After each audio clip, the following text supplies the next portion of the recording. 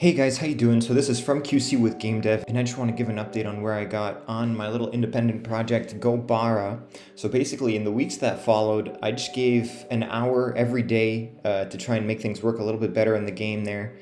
I had a to-do list, and I kept that pretty religiously. Every day I would update it with a date, and I would set aside my dones, and I would update one list of to-dos. So as time passed, it became easier to work on new features because every feature I would find that came before basically would wind up kind of acting as a stepping stone to the next feature. And I think this is like a really another key part of developing a game that I learned was important, or I guess really it applies to any software in general. It's just like you want to make features in your project in such a way that it helps you make other features. In the end, this sort of like building to build mindset winds up being, I think, a natural side effect of having a good coding pattern where things are like really uncoupled. So I think that's really the trick. Just like always uncouple everything as much as possible, and then everything just winds up helping you out. So that's like a big thing I learned in the final sort of weeks working on this project. That being said, it was kind of a bummer how bad I was at making visuals that looked nice. You have to have the heart of an angel and the hide of an elephant. To anybody in the same boat as me on this, or like, whoever, I wish for you to be hopeful and patient with yourself. A package I installed that really helped me, by the way, in terms of visuals is the DOTween package. That made my life like way easier. I didn't know it existed until like pretty recently. I like up until I knew about this package, I was literally just using manually like update loops to make things animate the way I wanted, right? So that's like ridiculous, right? So this is another big revolution, like always be on the lookout for better ways to do things, right? So like DOTween, it's a free Unity store asset. Really, it's a no-brainer. You got to include this in your project if you don't have anything better. This is really going to make your life easier. By the way, speaking of tools, another tool I used a lot in this project was ChatGPT. I used it mostly for like talking through concepts and strategies for implementing certain features and art generation as well. So I'm not an artist, so I thought it would be easier to just use that to make some placeholder visuals for now. Because I'm not really in a position to hire an artist right now.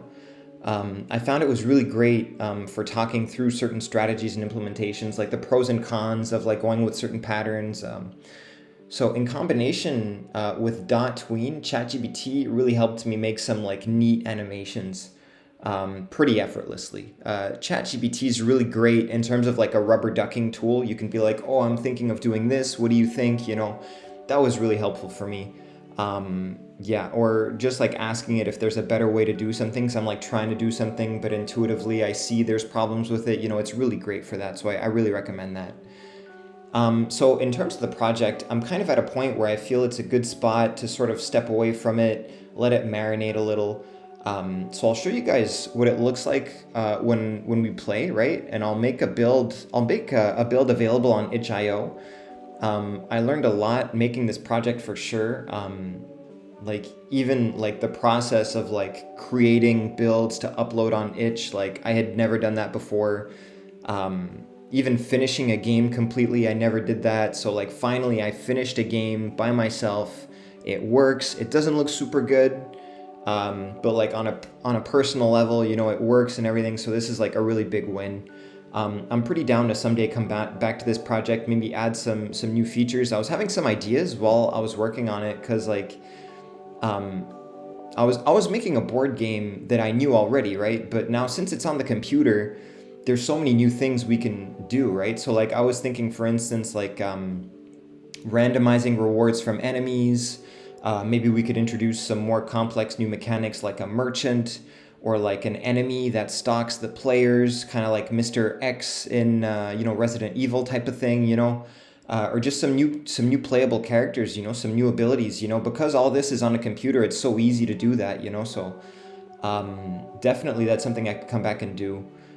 So maybe someday I'll come back to this and introduce those new things, but for now I'm pretty satisfied with what I produced, and I'm ready to switch things up a bit and find a new project for the meanwhile. So for anybody wanting to make a game, if you have an idea, you want to try making into a game, absolutely try to do it. And even if you don't make exactly what you wanted, just don't be afraid of the challenge. Have your heart open to learning from failure, and remember to have fun with it. If I had some big tips I'd give to avoid, I'd say try not to get too caught up in what you're doing. Don't sink too much time into any one project, because there's always things to do. You can always walk away for a bit and come back. That's fine. And if ever you get frustrated and it's not productive, then exercise is an absolute game changer. If you're into like yoga, running, walking, or bouldering, I know some people into that, absolutely go do some of that. You'll see after that, you're going to be like new. You're going to come to the problem. You're going to be like, oh my God, I should have thought of this. Exercise is super key for the mind. Respect the temple. So yeah, I'll make another video for the playthrough, because I think it's just going to be easier when I want to make references to the playthrough. It's going to be easier. So I'll do that. I'll see you guys there. Bye-bye.